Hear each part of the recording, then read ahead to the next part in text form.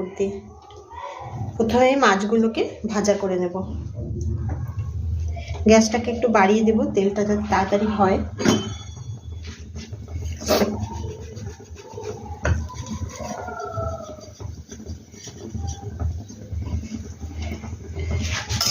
খুন্তি দিয়ে তেলটাকে একটু 4-5টা লাগিয়ে দেব। এই মাছ রান্নাটা সবাই জানো, খুব ইজি, এটা সবাই করো।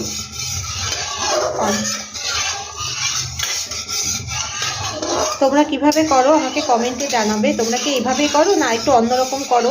যদি অন্যরকম করো তাহলে রেসিপিটা আমাকে অবশ্যই দেবে, তাহলে আমি সেরকমভাবেই করব। এটা একদম ঘরোয়া রান্না, একদম আমাদের মধ্যবিত্ত পরিবারের ঘরোয়া রান্না। মা, মাসি, ঠাকুমা, দিদিমা সবাই এই রান্নাটা করেছে। এই ছোটোর থেকে এই রান্নাটা আমরা খেয়ে এসেছি, তো সেই রান্নাটাই আমি করছি।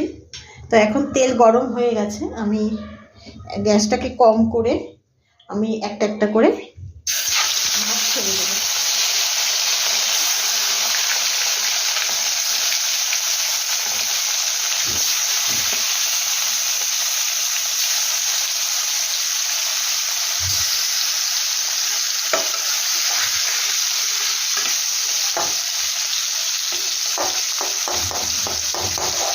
মাছগুলোকে বেশি কড়া করে ভাজবো না, যেহেতু তাজা মাছ, একটু হালকা করেই ভাজবো।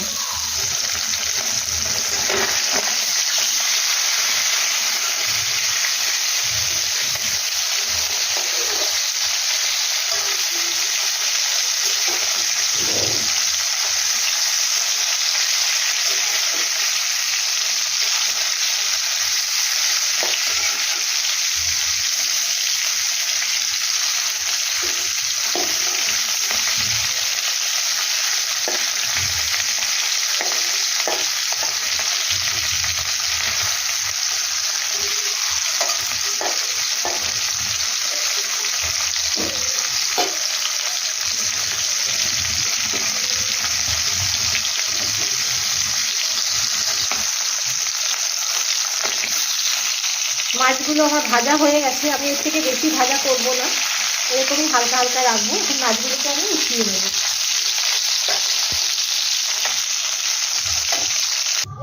মাছগুলো আমি উঠিয়ে নিয়েছি।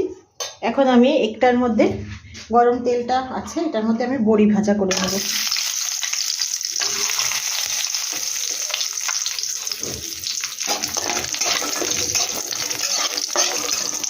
বড়িটা অল্প করে হালকা লাল করে ভেজে তুলব। বড়ি আমি উঠিয়ে নিয়েছি, এখন এটার মধ্যে আরেকটু তেল দেব। তোমরা তোমাদের পরিমাণ মতো তেল দেবে, যেহেতু শীতকাল সেই জন্য একটু তেল তেলা করে করছি। গরমকালে এত তেল দিই না, গরমকালে একদম অল্প তেলের উপর পাতলা করে ঝোল, একদম সেটাই ভালো লাগে গরমকালে, কিন্তু শীতকালে একটু হেভি হলে ভালো লাগে। তো তেলটা মোটামুটি গরম হয়ে গেছে, তা তেলের মধ্যে আমি এখানে এই এই কালো জিরা আমি এইভাবে দিয়ে দেবো। পরিমাণ মতো কালো জিরা দিয়ে দেবো। কালো জিরা দেওয়ার পরে আমি এখানে গ্যাসটাকে কম করে আমি সবজিগুলো দিয়ে দেবো, একটা একটা করে সবজি। প্রথমে দেবো আলু,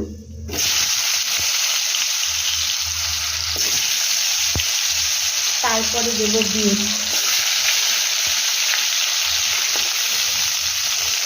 তারপরে দেবো সিম। লঙ্কাটা আমি পরে দেবো। এটাকে একটু ভালো করে নাড়িয়ে নেব। এটাকে একটু ভালো করে অনেকে তেলের মধ্যে আদা দেয়, তো তেলের মধ্যে আদা দিলে এখানে কী হয়, একটু চট করে লেগে যায়, তখন একটা বাজে গন্ধ করে। সেজন্য আমি একদম ডিরেক্ট তেলের মধ্যে আদা দিই না। আমি একটা সেন্ট হয় ঠিকই, আমি একবারে সবজির মধ্যে আমি এখান থেকে এইভাবে আদাটা দিয়ে দেবো। আদার গন্ধটাও থাকবে, সেন্টটাও থাকবে, খেতে ভালো লাগবে। তো একটু মশলা দিয়ে এই আদার সব দিয়ে এটাকে একটু ভালো করে নেড়ে নেব।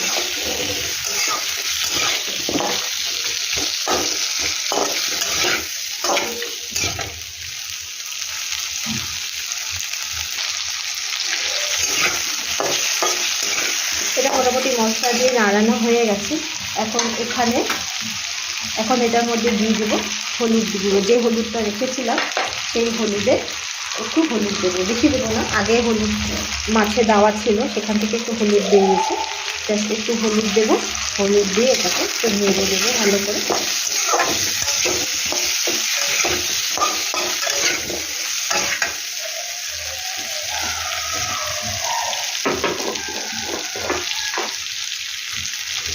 দিয়ে দেবো পরিমাণ মতো লবণ। যে যেরকম লবণ খাও সে সেরকম বুঝে লবণ দেবে। আমাদের একটু লবণটা বেশিই খায়, সেই একটু বেশি পরিমাণে দিই লবণটা। তবে লবণ কম হলে ঠিক আছে, নিয়ে খাওয়া যায়, লবণ বেশি হলে খুব বাজে লাগে খেতে। সেটা তোমাদের স্বাদ মতো তোমরা লবণটা দিয়ে দেবে।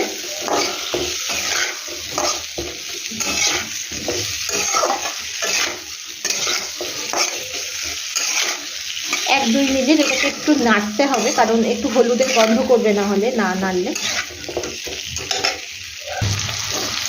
এটা নাড়ানো হয়ে গেছে, অনেক 1-2 মিনিট হয়ে গেছে। তো এটার মধ্যে আমি দেখো কেটলিতে গরম জল করে নিয়েছি, আমি এটাতে গরম জল দিয়ে দেবো। আমি জেনারেলি রান্নাতে একটু গরম জলই দিই, গরম জল দিলে স্বাদটা ভালো থাকে। তোমরা পরিমাণ মতো জলটা দিয়ে নেবে। একটু ঝোল ঝোল করব, সেই জন্য পরিমাণ মতো জল দিয়ে দিলাম। এখন এটাকে ঢাকা দিব। এটাকে ঢাকা দিয়ে দিলাম, গ্যাসের আঁচটাকে মিডিয়াম করে দিলাম। এটা ফুটবে 5 থেকে 7 মিনিট।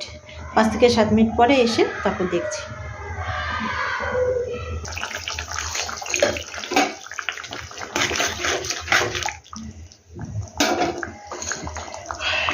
এখন উপর দিয়ে আমি জিরার গুঁড়া দিয়ে দিয়েছি, তার সঙ্গে দিয়ে একটু মাছ আর বড়ি, কাঁচা লঙ্কা আমি উপর দিয়ে দিয়েছি। এখন এটাকে ঢাকা দিয়ে দেবো, কিছুক্ষণ হবে, তারপর আমি এটাকে বন্ধ করে দেবো। আমাদের ঝোল পুরো হয়ে গেছে, এখন গ্যাস বন্ধ করে ঢাকা দিয়ে দেবো।